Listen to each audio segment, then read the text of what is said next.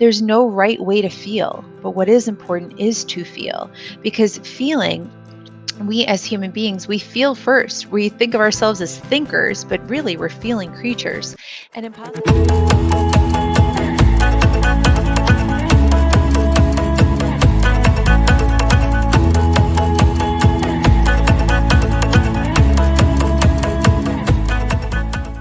I'm the CEO and founder of the Flourishing Center, and since 2008, we have been training practitioners from all over the world in how to put the science of positive psychology and mind-body medicine into practice by giving you practical tools that you can use with children in particular, although they work great with adults as well, to help us shift how we feel. When we talk about being happy, we are talking about a number of different things, but in positive psychology, we define happiness as a sense of satisfaction with one's life.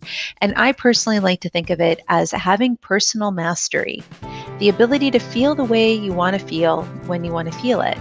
And what better way to learn how to master oneself than to master being able to shift how you feel in real time. So I'm going to offer you, with a good old little presentation just like this, 10 tools that you're going to be able to use either with yourself or with children, and they should help you shift how you or others feel, and they can be as easy as in less than 10 minutes. But before we start applying an intervention, we want to get to what we call a SUD, S-U-D.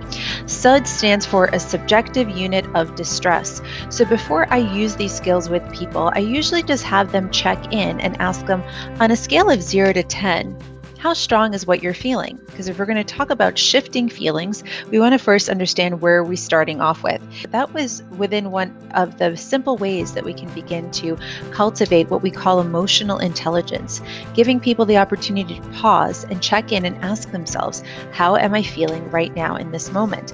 This also becomes really important because we need different tools at different levels on the scale. So I'm going to present these 10 skills to you and actually give them to you in order from skills that I would use when somebody is down all the way up in very, very, very intense emotions, and then kind of rank order them to simpler techniques that can be used a little bit further down. There's no right way to feel, but what is important is to feel, because feeling, we as human beings, we feel first. We think of ourselves as thinkers, but really we're feeling creatures. Emotions are the spice of life. They are the things that color our lives. So we're going to start off with the little countdown.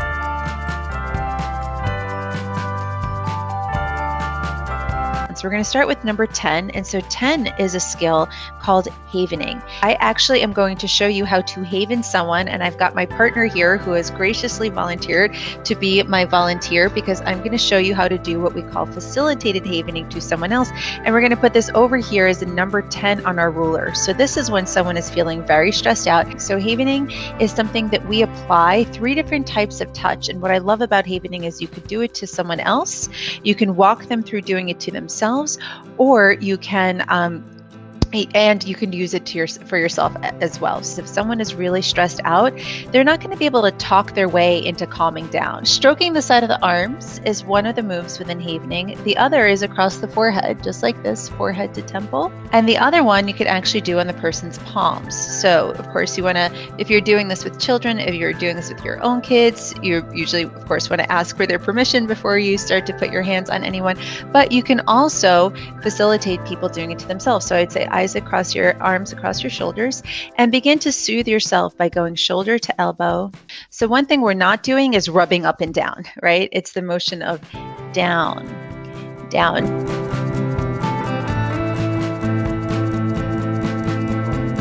Tapping emotional freedom technique has started to become incredibly popular because 1, it is highly effective, and 2, it's been getting a lot of research behind it. But it's actually using 2 fingers and to tap first the back of the hands, then from the back of your hands you go to the top of your head, corner of your eye, outer edges of your eyes, bottom of your eyes, over your lip, over your chin, to the top of your underneath your clavicles, top of your chest, and then to the side of your ribs right over here where your brow line would be. And there's a lot of science behind why they suspect this is working, in particular that we have acupressure points at the ends, at the tips of our fingers, and specific meridian points along the points of our body. And so scientists have been evaluating this compared to other interventions as a powerful psychosensory tool to shift how we feel in real time.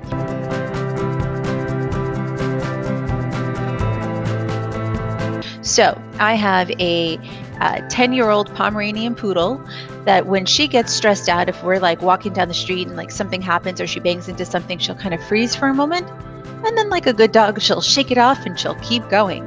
That is an evolutionary response. In fact, freeze is what happens when the stress gets so strong, but those chemicals are still being released in our body. So shaking and sounding is a powerful one. I use this with kids all the time.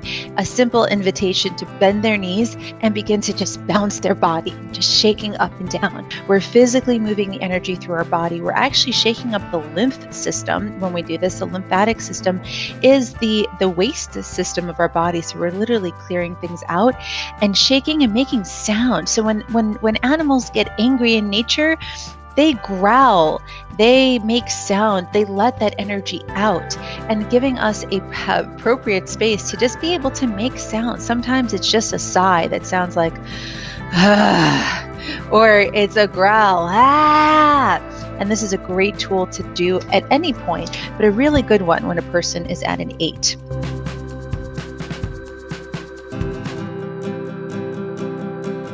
Isaac is back to help me demonstrate this. So this is a really great one that you can do to someone else and a really good one to do to yourself. The positivity and brain buttons are 2 different movements that come from Brain Gym. And so Brain Gym is a actual modality that's used in schools that help children use their body to shift their brain states. So the first one is positivity buttons. What you do is you actually place your fingers right over here onto a person's forehead. And so you're going to see I'm kind of like lining the edges of his hairline and just cupping my hands gently. So I'm not pushing on his head. I'm not trying to give him a scalp massage, although that would be great. I am just simply placing my hands here. And Isaac, how does that feel when I put my hands here? This is positivity buttons. The other one is to take 3 fingers. You just put 3 fingers to the center of the forehead. And what people usually find is whatever stressful thought they're thinking happens to melt away. In fact, and then you could do this to yourself. So I'm going to do it. Isaac can do it with me right over here. So you can do it to yourself and actually try it with me right now. If you happen to have a stressful thought in your mind, is it possible for you to hold that thought? What most people find is that when their fingers are here, the thought just melts away.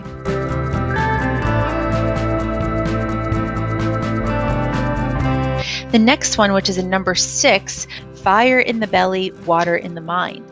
How does that work? It's a visualization. So as you breathe in, you imagine breathing water into your mind. And I encourage kids to imagine they're a fire-breathing dragon and push out fire into their belly. Energetically, this is getting, oftentimes kids get an upset tummy because they're scared, because they're stressed out. Really what's happening is there's a lot of fire in our mind and water in our belly, and we just want to reverse that. So fire in the belly, water in the mind is a visualization that you can encourage children to do, and it will get them down, especially from those 6s or those 5s, into a much calmer place.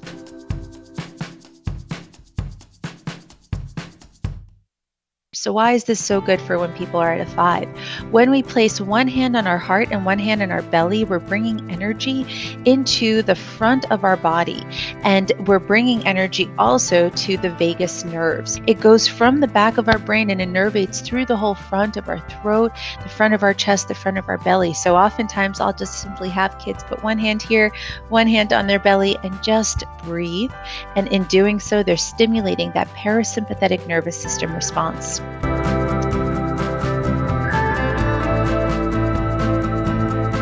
As we're getting calmer, we have more energy available. This is a great time to fill the balloon. So I have kids imagine that they have a balloon in front of them. And I'm going to ask them to breathe in. Imagine they're sucking up wherever they feel like there's pieces of 3s or 4s left inside of them. And they're going to breathe it out to fill this balloon. And as they fill a balloon, I'll sometimes say, imagine it's, first I'll ask them to connect with what color is the feeling that they're feeling, or what texture is it? And then they are either blowing it up into a clear balloon, or sometimes I let them choose the color of the balloon.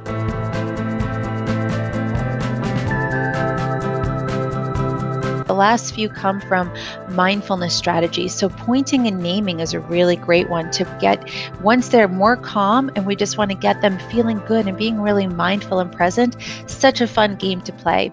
You walk around and you just point and name the things that you see. So I might say computer, water bottle, cell phone, windows, lamp. And what this does is it brings me deeply into the present moment. It's hard to have mind chatter and worried thoughts when you're so deeply present in the moment.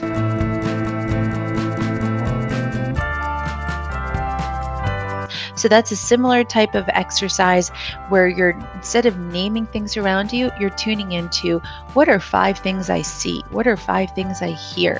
What are 5 things I feel? And a really, really great way to shift how we feel in real time, coming into the moment, being more present, being more calm.